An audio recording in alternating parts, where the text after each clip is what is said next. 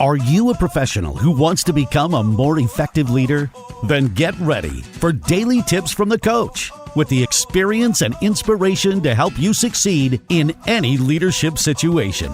You're listening to the Meeting Leadership Podcast with Gordon Shepherd.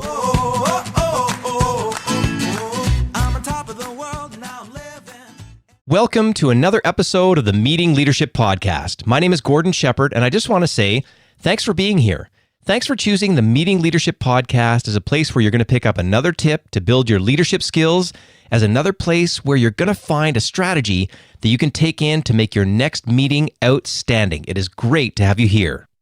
And today, we're going to get into an area that is absolutely essential for your organization, but so many leaders put off because they actually don't know what to do. Because today, we're going to talk about why all leaders need an IT audit.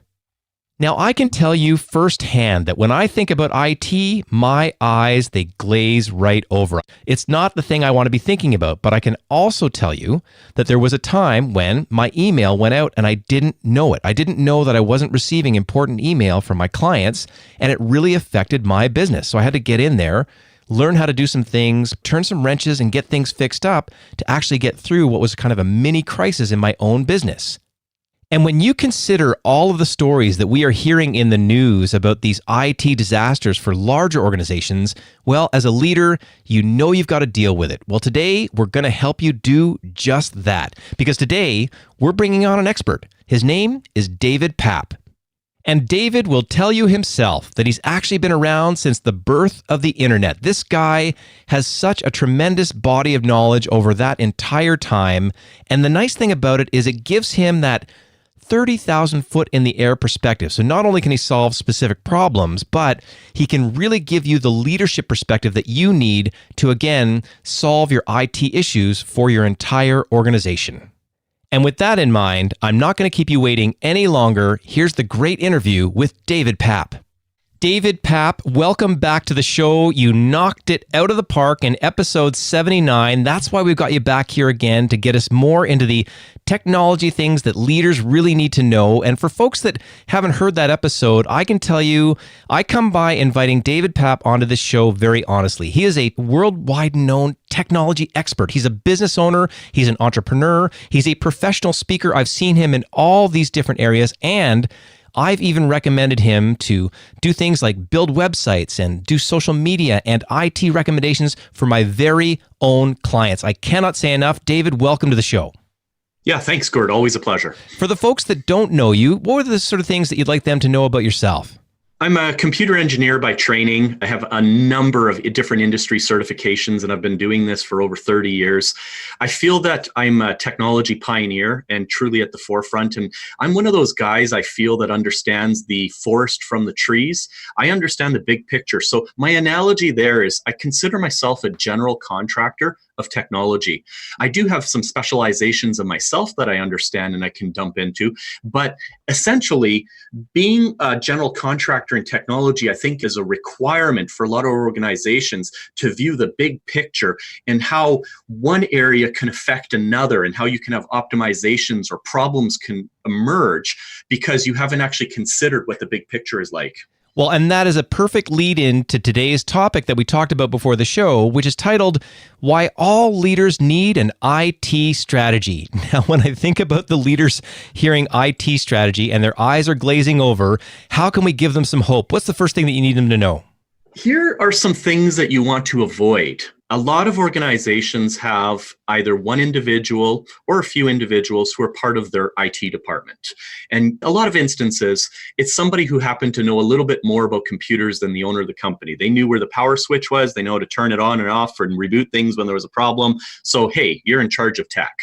It's not to say that not a lot of people out there have any formal training. I'm just saying that this is a common trend that I'm seeing in a lot of organizations. So what happens there is they get really stuck because they're in firefighting mode. They're always being responsive to different problems that are occurring within an organization. They're reacting to things, but they're not actually being proactive and trying to move forward. So that's number one. Number two is there are some things that we can do if we knew about them ahead of time that would help protect and insulate our organization to be more resistant to disasters, to problems. And when I hear what you're saying, that person that is in that role who's inexperienced, they are not in a position because there's so many things that are changing so rapidly. So to not engage sort of an outside expert at least once in a while doesn't make a lot of sense. 100%. And you know what? It's not possible to know it all. In fact, I feel very dumb when it comes to tech. And I jokingly say that it's because the more you know, the more you realize how much you don't know. There is so much to this. And for anybody to have a large enough ego that they think they know it all, they're the wrong person for that job. They should be open to exploring new things that they possibly didn't consider or realize existed, different cloud offerings that could make their life easier and optimize the business further and help improve further sales or leads for the organization or make you more resilient to disaster. And then the next bullet point is that what happens if that individual is the only person who knows everything about your technology and they are gone? Something happens. Wow. Hit by a bus, they leave, you have a disagreement with them and they hold you hostage. Like there are a number of scenarios where the IT people within the organization have more access to information and power within the organization than the owner and president of the company, because they have access to, in a lot of cases, accounting information, payroll, client lists, email. They could look at your emails, they could look at your sent messages. Like they have the keys to the kingdom. And yet we put so much trust in them to not look. So hopefully you've got someone who's got some good values and they're not looking. But like you've said, this is actually a risk to the business. And in fact, beyond the individual itself. So like, if again, it's someone that's grown up in the organization, you might like Sally, you might like Bob. They're the one who learned how to turn things on and get things going. But this is bigger than them. And the role is what we're looking at. And from the organization's point of view, continuity is critical. Absolutely. I mean, you can completely paralyze an organization because of a technology problem, whether it's all of a sudden your main server goes offline or your data is gone or your email goes offline.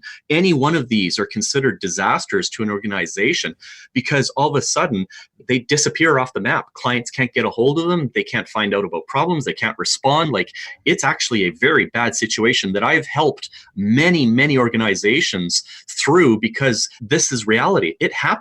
You're not immune to this. Don't think you're immune to this.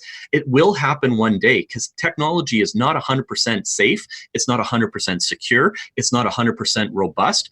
We can do a lot of things to mitigate those risks and make it more redundant and more fail-safe, but you're never going to have 100%. I have actually been through that moment where I thought my email was running correctly and it wasn't, and I missed out on business opportunities. I've lived it. I so hear the wisdom in what you're saying. What can leaders do about this? So there's a couple things that can be done. The first thing is you interviewed me in a prior episode with regards to just bringing in an outside consultant to ask questions of you and to do what we call a mini audit or a mini assessment of your organization. It's just to paint a picture of where you're at, make some recommendations. I frequently say that our IT people have this thing called the stuck in a box syndrome. And it means that we're operating within our bubble and we just react within our bubble and we only know what exists inside our bubble. So a consultant and other people and peer groups can help bring ideas of what other organizations are doing and what works and what doesn't and learn from the mistakes of other people. So what you do is you just engage a consultant once in a while, just like you do for lawyers and engineers and doctors and chartered accountants. Bring in an IT expert to help you out. And within a couple hours, you will have so much value out of that meeting with them because they will point out some things that maybe you're doing wrong that you haven't considered yet, or some technology that you should investigate further, some more cost-effective approaches where you could save some money. Like truly, I feel passionate that this is something that every organization should do on a regular basis. That's number one. And so many people see that as a cost, that, in the same way they're like, oh, that high-priced lawyer or whatever. But in fact, it really is an investment because if you're able to make them aware of the right thing to go forward to, specifically from, say, a cost-saving point of view or even a personnel investment point of view, because there's so many things that are happening in IT that can either enhance our businesses or help us do even more, it's a really good investment. Absolutely. Truly, truly is a worthwhile investment and should never be seen as an expense. It is something that you will gain a tremendous amount of value out of. Well, this is great. And I remember we had the download from the last episode, and it's going to be the same one again today because it's the 20 questions that you recommend people at least consider. And why do you think these 20 questions are so important? So the 20 questions are just the basis to get you thinking about the different areas of your technology within your organization, of things that you might not have even thought of, or that things that maybe you've taken for granted that they're operating right now, and maybe they aren't. A tiny little story, I was working on a case file with somebody who was religiously doing their backups. Every single day they were swapping out back then it was cassette tapes, putting it in, taking it off site, and yet nobody was paying attention to the error log that was in there, realizing that for 3 years, none of those backups was working. It was failing within the first 5 minutes. And then the server, which they had RAID on it, meaning redundant hard drives. So, hey, the server's not going to fail, but you know what? One by one, those hard drives starting to fail. So all of a sudden, you no longer have redundancy on that server, and then the final hard drive dies. So all your data is gone because, again, nobody's paying attention to looking at the hardware because, hey, it's got fail-safe built in and redundancy. And then they lost everything. They had to rebuild everything from paper because the data recovery wasn't even possible. Those drives were so dead. But catching things like this by just taking a look at it, and if you don't have a time, you could have somebody else from outside take a look at it. So what I encourage a lot of people to do, and I'm going to throw a few acronyms at people here, are to do what's called a disaster recovery plan or a business continuity plan or a combination of the two. We call it a business resiliency plan. What this is it's a living document that you ask those 20 questions. There's templates out there that you can go and start to fill with. What are a list of all your IT assets? What are a list of your software? Where's the stuff hosted? What is the calling list, the tree of people that you need to call in the event of a disaster? Where is your stuff stored? Where are your main passwords in case something happens? Now, this document has a number of benefits for it. The first thing is you as an owner or as a business C-suite executive within the organization will have some of the control over some of that information so you know where things are at and where the holes are within your organization. Number two, let's say you had a disagreement with your IT manager or they left or they got hit by a bus and something bad happened. At least you would have some of that information intact so that you're not actually completely locked out of your own computers and servers because the passwords are gone and you don't even have access to it. And number three, I think by having this as a living document, it keeps you on your toes and it makes sure that you're acting more proactive in your organization when it comes to technology and not so much reactive. And again, I don't care if this is just as simple as a spreadsheet or a Google document or a notepad on your phone. I just say you have to have something. You need to start somewhere. And like you indicated, I have 20 questions to help seed this process. And where can people get the 20 questions? The 20 questions are located on my website. It's a single-page PDF handout. I kept it really simple. You don't even need to know all the answers to these questions, but it's basically www.davidpapp.com, so my name, /20 questions. And 20 can be a 20 or spelled out as 20. They'll both work. Once again, davidpapp.com /20 questions. And I'll make sure that everybody can get a link to that in my show notes as well. Well, obviously, this has been a highly valuable episode for why all leaders need an IT strategy. David, thank you so much for sharing your expertise on the show. Anytime, Gord. This stuff is truly a passion of mine, and it's always a pleasure to talk with you. You know, I really enjoyed doing that interview with David Papp for a whole bunch of reasons, but here's a couple. One, it was jam-packed. Two, it really gave you a perspective on IT from a leadership perspective, something that you can kind of dabble in and then assign in a way that's going to really benefit your organization overall. And the third thing, and the big takeaway for me in this one was, David pointed out that we pay the lawyers, we pay the accountants, and we don't hesitate. Now it's time to treat IT in the right way because it is absolutely essential for all of our businesses. And just as a reminder, if you'd like to get the 20 questions download that David Papp has put together for you, just go to davidpapp.com /20 questions. That's davidpapp.com /20 questions. And I'm also really excited to let you know that David's going to be back on a couple more episodes on the show. In episode 86, he's going to talk about why all leaders need an IT strategy, and that episode's available at meetingleadershipinc.com/86. And in episode 99, David's going to talk about an inspirational story that really kind of makes him tick, and it's the kind of thing that I know is going to inspire you as well. And you can get that episode by going to meetingleadershipinc.com/99. And if you're the type of leader who got a lot out of listening to this episode because it was one of those things where you kind of put off and you learn something about it so you can take action, then I'm going to recommend a couple of other episodes on the Meeting Leadership podcast that may be of benefit as well. In episode 26, Jean L. Eaton was on the show, and she talked about why leaders should understand privacy. And in episode 45, she also explained why leaders need to know how to start a privacy program.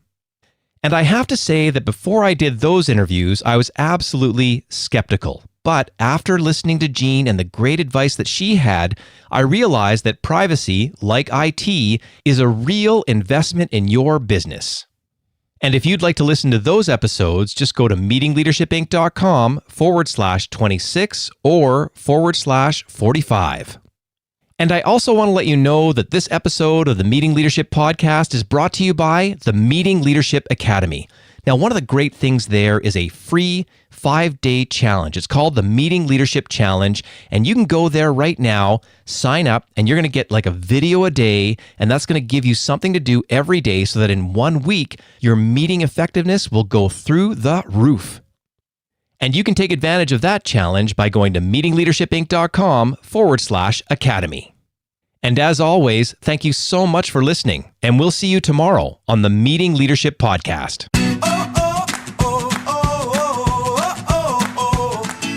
Thanks for listening to the Meeting Leadership Podcast. Be sure to subscribe for more strategies to help you become an outstanding leader. And don't forget to rate and review so we can bring you fresh content every day. We'll see you tomorrow, right here on the Meeting Leadership Podcast. I'm on top of the world, now I'm living. And the good just gets better, keeps on giving. Not even close to the end, it's just beginning.